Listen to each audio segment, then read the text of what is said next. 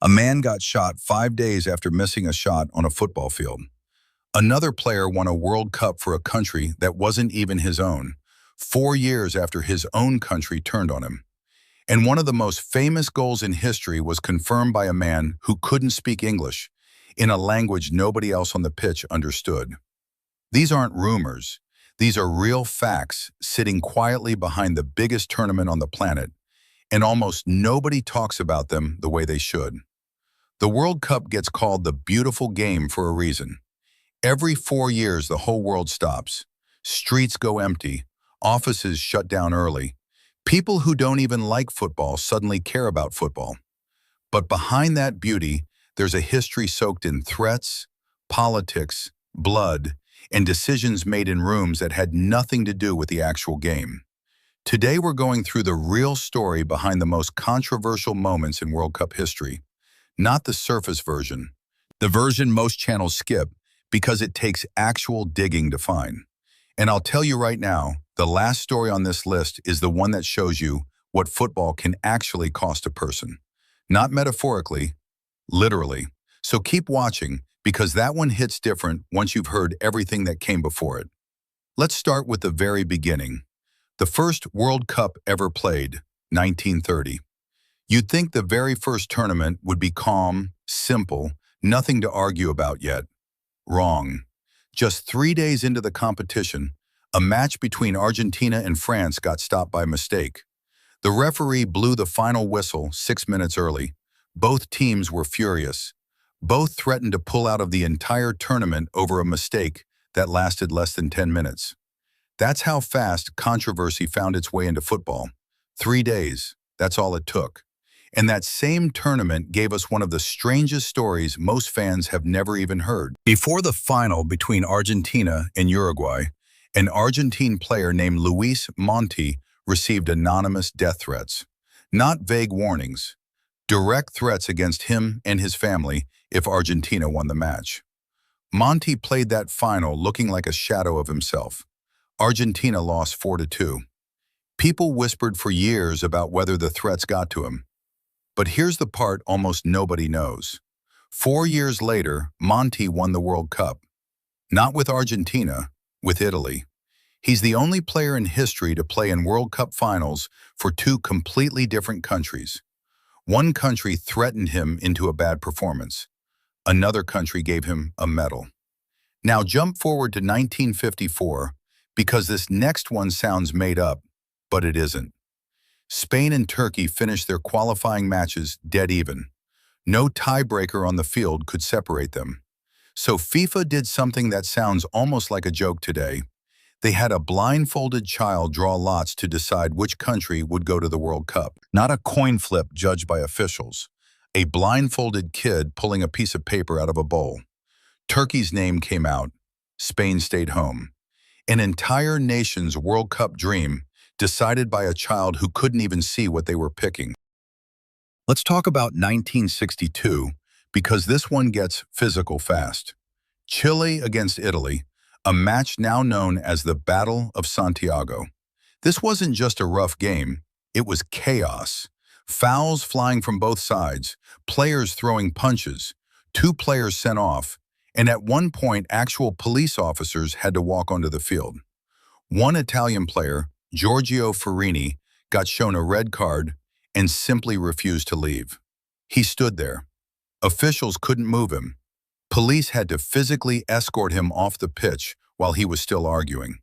A BBC commentator watching the match called it the most disgraceful exhibition he had ever seen in the history of the sport. Not just a bad game, the worst thing a professional broadcaster had witnessed, live, on camera, at a World Cup. Now here's where things get darker. 1974 gives us a story that took years to fully explain. During a match between Brazil and Zaire, something bizarre happened. Brazil was setting up for a free kick. Both teams were in position, waiting for the whistle. Before the kick could even happen, a Zaire defender named Mwepu Ilunga suddenly sprinted out of the wall and booted the ball as far away as he could. Commentators laughed. Everyone assumed he just didn't understand the rules of a free kick. That explanation stuck for years. The real reason only came out decades later, straight from Ilunga himself. Zaire's dictator at the time had warned the entire team before the tournament. If they lost to Brazil by 4 goals or more, they would not be allowed to come home. Ilunga wasn't confused. He was stalling. He was trying to run down the clock on a scoreboard that was about to become a life or death number for his own teammates. And that's actually the thread running through almost every story on this list. The football itself is almost never the real story. The real story is always what's happening just outside the frame. Remember that because it matters for what's coming. Let's stay in the world of politics, because 1978 might be the most talked about conspiracy in World Cup history. Argentina needed to beat Peru by 4 clear goals to jump ahead of Brazil and reach the final. They won 6-0. Convenient timing, considering the host nation was run by a military dictatorship desperate for a trophy to boost its image. A Peruvian player named Jose Velasquez said directly, years later, that they were pressured. But here's the part most videos leave out. The rumors weren't vague. People pointed to specific claims: an exchange of political prisoners, the release of frozen financial assets, and allegedly 35,000 tons of grain, all tied to Peru easing up in that match. Nobody has ever proven it, but the specificity of those claims is what makes this one so hard to shake off. Now let's talk about a match that got its own nickname, one connected to one of the darkest chapters in European history.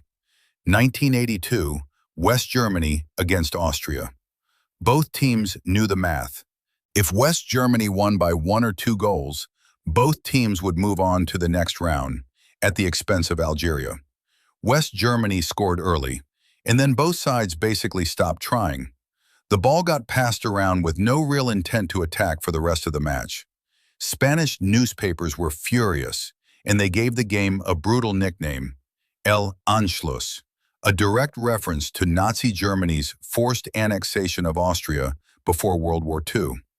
The match became known as the Disgrace of Gijon, and it actually changed football forever.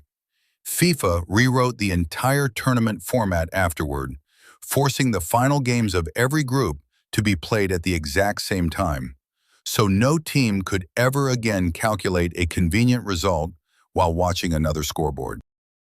Now we're getting close to the moment that still causes arguments everywhere. The 1966 final, England against West Germany. England's third goal came off a shot that hit the crossbar, bounced down, and the question was simple. Did the ball fully cross the line or not? The referee looked to his linesman for the call. That linesman was a man named Tofik Bahramov from Azerbaijan. Here's the detail almost nobody mentions. Bahramov didn't speak English. The most famous, most argued over goal line decision in football history was confirmed through a language barrier, on a call that still gets debated by mathematicians and physicists to this day. England won the World Cup, and in Bahramov's hometown of Baku, there's a street named after him, forever tied to a goal that nobody has ever been able to fully prove. Now, for the moment that really shows how much more is at stake in football than just a scoreline. 2006, the World Cup final, Zidane against Materazzi. Everyone remembers the headbutt. In the weeks after, tensions flared when newspapers alleged Materazzi had hurled racist abuse at Zidane about his mother. Materazzi sued multiple outlets for libel, claiming he made no such comment. All 3 outlets ultimately admitted they were wrong and apologized. So what actually happened? Materazzi eventually told Italian football TV, "You know the NBA? Trash talking? My trash talking was nothing. He offered me his shirt. I said, no, I'd prefer your sister." That's it. One comment about a sibling, during a tug on the shirt in extra time, ended the career of one of the greatest players to ever play the game, live in front of a global audience, in his very last professional match. And now, the one I told you to wait for. The story that isn't really a controversy about football at all. It's a tragedy that football accidentally caused.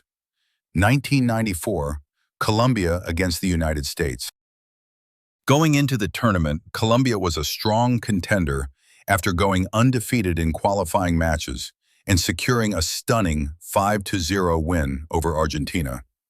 Pelé himself picked Colombia as his favorite to win the whole thing. Their defender, Andres Escobar, was nicknamed the Gentleman, known for his clean style of play and calmness on the pitch. During the group stage against the United States, Escobar attempted to intercept a dangerous cross, but accidentally redirected the ball into his own net, giving the U.S. a crucial lead in a 2-1 defeat. Colombia went home early. Escobar opted to return to Colombia rather than stay on as a commentator for the rest of the tournament. He wanted to face his country. At approximately 3 in the morning, Escobar was alone in a parking lot when 3 men appeared. They began arguing with him. 2 of them took out handguns. Escobar was shot 6 times. After every shot, one of the assailants shouted, "Goal!" He was taken to hospital and died 45 minutes later. He was 27 years old. The killer had worked as a driver for a drug cartel leader who had allegedly lost money after betting on Colombia. While many people long believed he was murdered solely because of the own goal, historians and investigators note that the circumstances were far more complex, involving Colombia's violent criminal environment and powerful figures linked to illegal gambling and organized crime. More than 120,000 people attended Escobar's funeral. More than 3 decades later, Andres Escobar is remembered not for an own goal, but for his dignity, sportsmanship, and humanity. His death became a symbol of the dangerous intersection of football, crime, and social unrest. So here's what all of these stories actually tell us. Football has never just been about 11 players kicking a ball for 90 minutes. It's been shaped by dictators, death threats, language barriers, blindfolded children, and political deals nobody can fully confirm. Every rule change you see in modern football, the simultaneous group stage kickoffs, the stricter red card enforcement, the expanded video review, exists because something like this happened first. The game didn't get cleaner on its own. It got dragged into being cleaner, one scandal at a time. If you want to go deeper on any of these stories, there's a video right here that goes even further into the politics behind the World Cup that most people never see. And if this kind of stuff is what you're into, subscribe before you click away, because the next one is already in the works, and you'll want to catch it before everyone else does. Drop in the comments which of these you'd never heard before. Genuinely curious how many people already knew about Ilunga.